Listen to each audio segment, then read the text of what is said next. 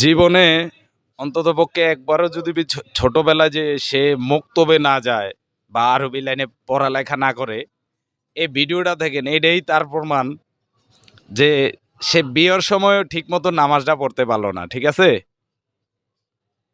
দেখেন পুরো ভিডিওটা দেখেন, 1 মিনিট 30 সেকেন্ডের একটা ভিডিও। তো তার নিয়ে যে হাসাহাসি করতেছে, মানে আমরাও তো পুরুষ মানুষ পাই, কিন্তু আমাকে তো ইনশাল্লাহ জানা আছে, কিন্তু এটা আপনাদের বন্ধু বান্ধব যারা আছে তাদের মেনশন করে দিবেন যে জীবনে আরবি লাইনে পড়ালেখা না করলে কি একটা অবস্থা হয়। দেখেন পুরো ভিডিওটা দেখবেন মন দিয়া, তারপরে যা বলার বলে যাবেন। দেখেন